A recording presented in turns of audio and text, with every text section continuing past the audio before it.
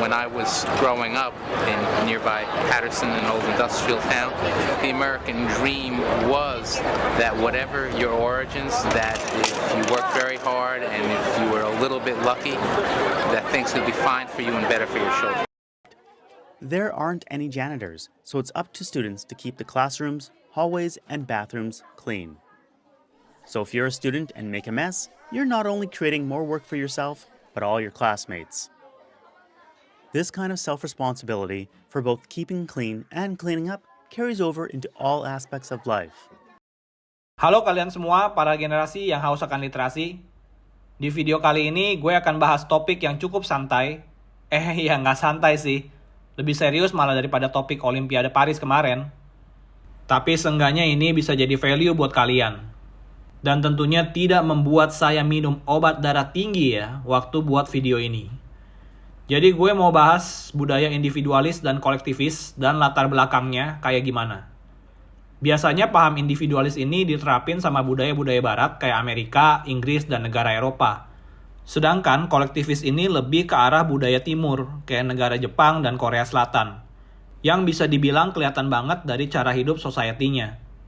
Nah sekarang apa yang membuat negara-negara ini mempunyai cara pandang seperti ini? Bahkan sampai sekarang pun, ini sudah menjadi sebuah signage bagi negara-negara ini. Tapi pastinya ada perspektif-perspektif lain yang harus kita tahu juga dari cara pandang masyarakatnya. Termasuk kita di negara Indonesia sebenarnya tuh lebih mengarah ke paham yang mana. So, let's take a closer look.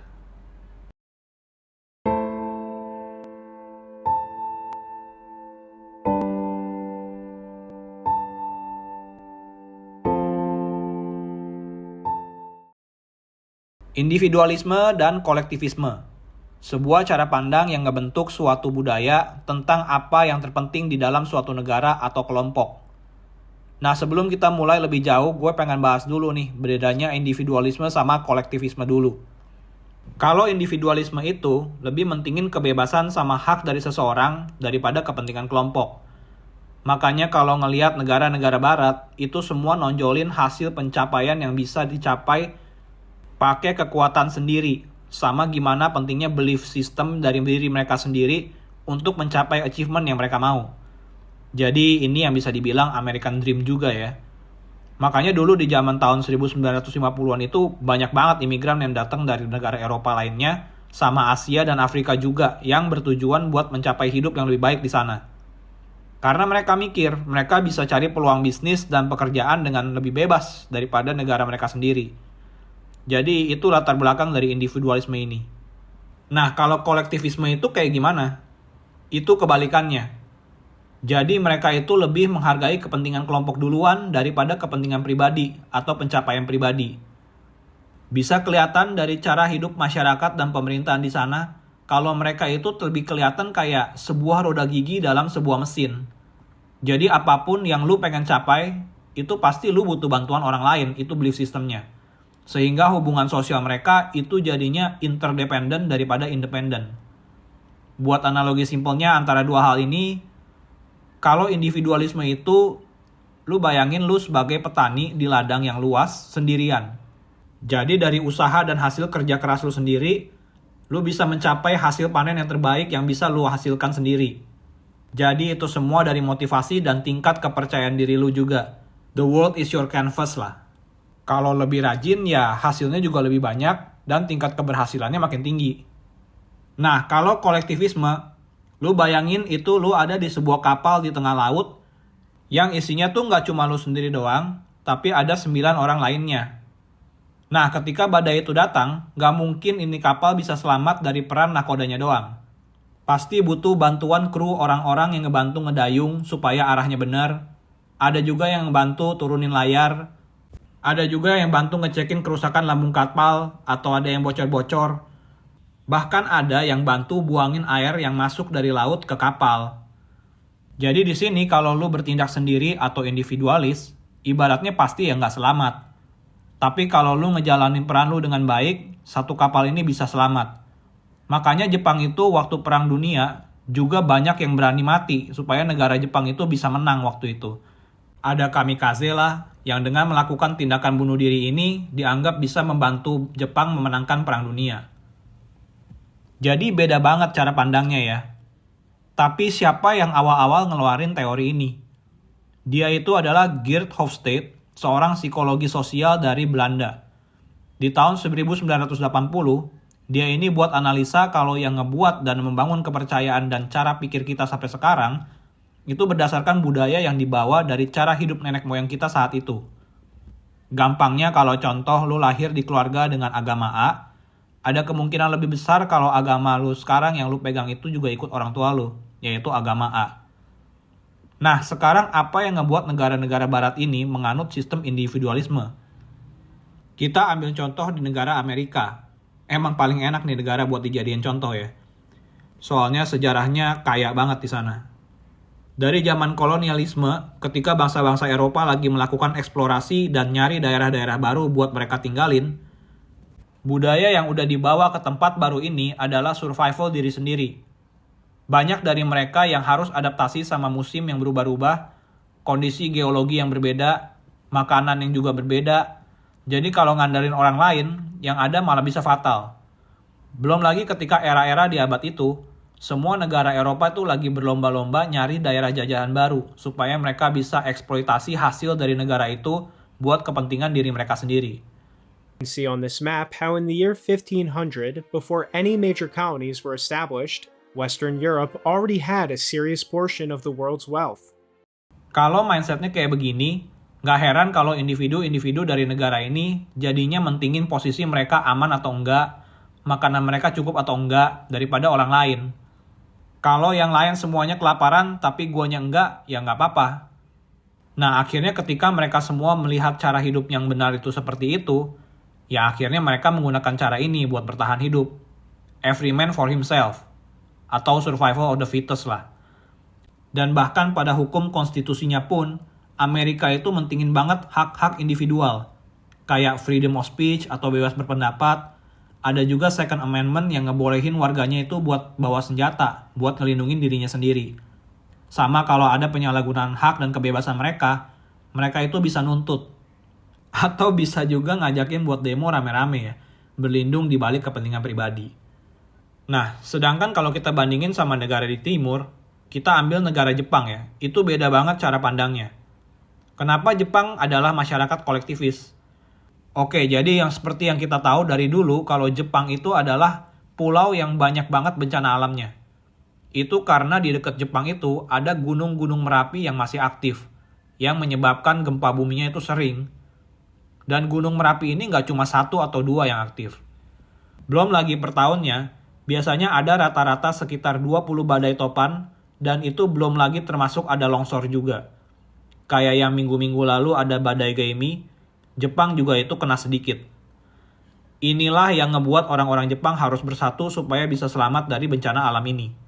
Kayak yang gue bilang sebelumnya, mereka itu diharapkan untuk menjalankan peran mereka masing-masing sebaik mungkin, supaya semua orang atau kepentingan warga Jepang itu bisa selamat. Dan kebalikan sama individualis, kalau mereka malah nemu satu orang egois, yang egois ini nih mendingan ditendang atau enggak dijauhin daripada ngerusak satu komunitas. Jadi secara insting, warga negara Jepang tuh paham lebih baik nggak nyari kepentingan diri sendiri dulu, tapi kelompok dulu. Walaupun mereka nggak suka, mereka harus ngelakuin hal ini. Kalau nggak, hidup mereka bisa hilang. Apalagi dari zaman Edo, di awal abad 16, pemerintahan Shogun Tokugawa, itu ngebuat Jepang makin jadi negara yang lebih kolektivis lagi. Jadi pemerintahnya itu memunculkan hierarki dan ngebagi peran rakyatnya itu sesuai sama kelas sosialnya. Bahkan mereka juga ditentuin bolehnya tinggal di mana, pakai baju apa aja, atau bolehnya ngapain aja.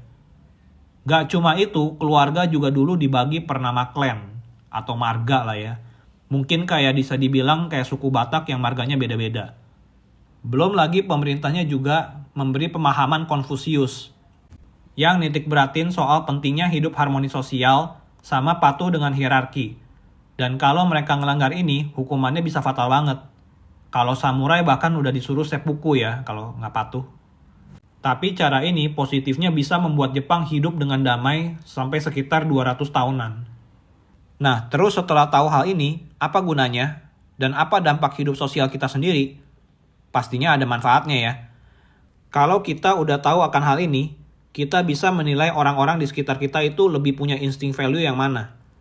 Misalnya kita punya temen orang bule atau amrik gitu, kita bisa approach cara pertemanannya pakai achievement-achievement yang udah kita capai juga. Tapi kalau misalnya kita mau approach berteman sama orang Jepang, itu harus lebih humble dan nggak menonjol. Jadinya dianggap bisa menyatu dengan budaya mereka. Walaupun yang gue dengar itu orang Jepang memaklumi ya para orang-orang asing. Jadi mereka nggak expect untuk bisa kayak mereka. Lebih toleransi lah kalau mereka mandang orang asing.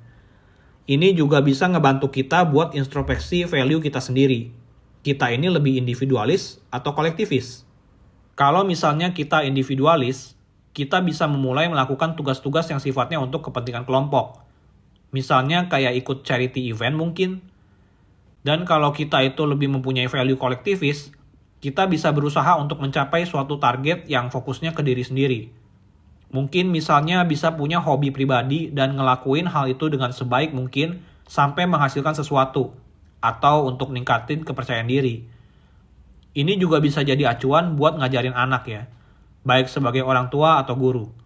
Kayak guru-guru di Amerika itu, biasanya lebih fokusin anak-anak muridnya ke aspirasi-aspirasi dan achievement diri sendiri, yang mengakibatkan hubungan sosial sama yang lain itu jadi kaku dan egois. Sedangkan guru-guru di Jepang itu lebih fokusin keharmonisan di kelas, yang akibatnya nggak ada yang mau angkat tangan, karena nggak mau terlalu menonjol atau kayak dianggap so pinter gitu ya. Nah, dampak positifnya pasti masing-masing punya. Individualis pasti lebih percaya diri dan bisa lebih mandiri. Sedangkan kolektivis itu lebih sensitif kepada kebutuhan orang lain atau kelompok dan nggak suka cari konflik. Tapi dampak negatifnya ini yang harus membuat kita lebih berhati-hati. Individualis yang berfokus ke kepentingan diri sendiri itu bisa ngebuat jadi salah. Makanya banyak tikus-tikus alias koruptor yang demi keuntungan diri sendiri itu ngambil milik orang lain supaya dia dapat untung. Apalagi ngelihat terutama di negara-negara barat ya, itu angka kejahatannya tuh tinggi-tinggi. Karena rata-rata tuh motifnya udah salah dan nggak mentingin kesejahteraan sosial sama sekali. Bahkan dalam konteks kehidupan mafia, walau udah disumpah untuk loyal sama peraturan-peraturan yang ada, tetap aja secara value insting mereka banyak yang nggak peduli dan akhirnya pada banyak orang-orang yang hilang satu persatu di organisasi itu. Karena budaya individualnya tuh kuat banget, jadi mereka mentingin diri sendiri duluan. Sedangkan kalau kolektivis itu ngebuat masyarakatnya itu nggak mau menonjol sama sekali. Karena anggapannya orang yang berbeda itu dianggap menonjol. Dan sebuah kelompok itu nggak butuh orang yang terlalu menonjol. Karena bisa ngerusak keharmonisan. Ini juga yang mungkin ngebuat budaya bully di sekolah itu nyata banget. Terutama di Jepang sama Korea Selatan ya. Kenapa? Karena kalau menurut kelas itu ada satu orang yang sedikit beda aja, baik dari warna kulit atau mereka mungkin kayak nggak suka sikapnya gitu, yang lain pun bisa jadi ikut-ikutan ngedukung aksi bully ini. Karena populasi di kelas semuanya tuh menormalisasi hal ini. Atau kaum woke atau LGBT yang sekarang-sekarang ini tuh udah terus mendorong agenda mereka, terutama ke anak-anak yang belum tahu hal-hal itu, yang akibatnya anak-anak itu mikir kalau orang-orang yang straight dan yang normal itu yang salah. Jadi orang-orang yang kolektivis ini selalu ngelihat tujuan kelompok dulu, baru kemauan diri sendiri. Ya, jadi itu dia ya, semua poin perbandingan antara budaya barat dan budaya timur, lewat dari hidup sosialnya. Kalau dari opini gue pribadi sih, pastinya tetap butuh keseimbangan antara keduanya ya. Individual achievement pasti diperluin supaya kita bisa hidup dengan lebih baik. Dan individualisme itu kan memperjuangkan hak individu ya. Jadi semua dianggap setara tanpa kelas sosial. Sedangkan kolektivis juga perlu, supaya kita bisa melihat tujuan big picture-nya itu apa, dan bareng-bareng mencapai tujuan itu. Plus kolektivis itu kan menghargai hidup harmonis ya. Jadi pasti bisa menghargai ruang gerak orang lain juga. Lebih chill lah istilahnya. Gue rasa Indonesia tapi lebih ke individualisme ya daripada kolektivis. Karena kita itu udah dijajahnya sama Inggris dan Belanda ya. VOC ya. Belum lagi pengaruh budaya barat yang kental banget buat kita. Makanya negara kita kan banyak juga tikus-tikus lacinya. Ya udah itu aja. Jangan lupa like, share, dan subscribe supaya gue tahu kalian nonton video ini sampai habis. Be critical and stay critical.